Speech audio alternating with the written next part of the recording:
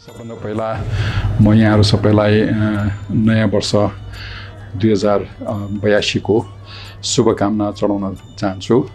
म डाक्टर सन्दुक रोहित अनि म यहाँहरूलाई हाम्रा सम्पूर्ण शुभचिन्तक, हाम्रा लाखौं बिरामीहरू लाई म आफ्नो तर्फबाट र हाम्रा अति कर्मठ स्टाफहरू तेलुगुमै काम गरिरहनु भएको सिनियरदेखि तल जुनियरसम्म अनि नेपालको विभिन्न ठाउँमा है हिमाली दुर्गम क्षेत्रमा भ्यालीतिर अनि मधेसको गर्मीमा काम गरिरहेको हाम्रा साथीहरूको तर्फबाट म यहाँहरूलाई नयाँ वर्षको शुभकामना दिन चाहन्छु।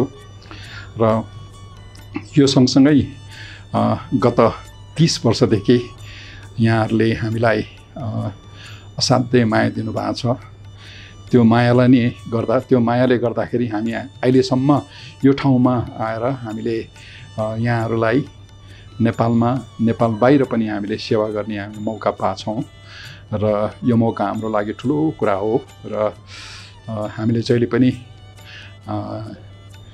देशको झन्डा, देशको माटो र देशमा बस्नुहुने नेपाली र देश बाहिर बस्नुहुने नेपालीहरूलाई केन्द्रबिन्दु बनाएर हामीले हाम्रो सेवा हामीले दिने गरेका छौँ र हामीले सकेसम्म आत्मादेखि नै एउटा कमिटमेन्ट दिएर अहिलेसम्म गरिरहेका छौँ। र अब 2082 ले सायद हामीलाई नयाँ जोस र जाँगर, नयाँ कार्यक्रमहरू पनि लिएर आउँदैछ।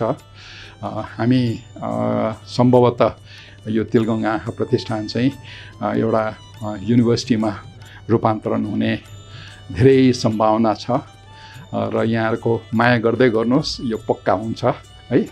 अनि यो युनिभर्सिटी भइसकेपछि हाम्रो कामको दायरा अझ ठुलो भएर जान्छ।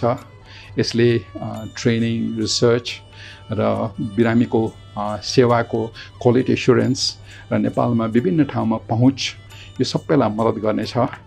एउटा त्यो अर्को हामीले गर्न लागेको चाहिँ हामीलाई अब यहाँलाई थाहा छँदैछ, हामीले यहाँ आँखामा मोतीबिन्दुको शल्यक्रियामा हाल्ने अति स्तरीय है तपाईँको असाध्यै विश्वस्तरीय भन्छौँ हामी, त्यो लेन्स चाहिँ हामीले यहाँ निकाल्ने, यहाँबाट हामीले म्यानुफ्याक्चर गरेर निकाल्छौँ। र अहिलेसम्म यो 30 वर्षको दौरानमा हामीले करिब 70 लाख लेन्स चाहिँ नेपालमा मात्र होइन, विभिन्न अफ्रिका, एसिया, साउथ अमेरिका यस्ता ठाउँहरूमा हामीले डिस्ट्रिब्युट गरेका छौँ।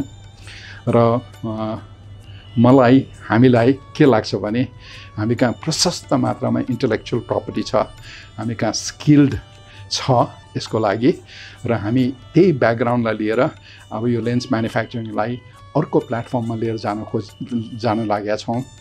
त्यो लिएर जाँदाखेरि हामीले यसबाट यसको उत्पादन 3 टाइम्स बढेर आउँछ र यसमा प्रिमियम टाइपको लेन्सेसहरू, रिसर्च एन्ड डेभलपमेन्ट र अन्य उत्पादनको अन्य वस्तुहरू पनि हुनेछ, जसले गर्दा नेपालले for the first time multinational कम्पनीहरूसँग कम्पिट गरेर त्यो फोरममा हामीले अगाडि बढ्न सक्छौँ।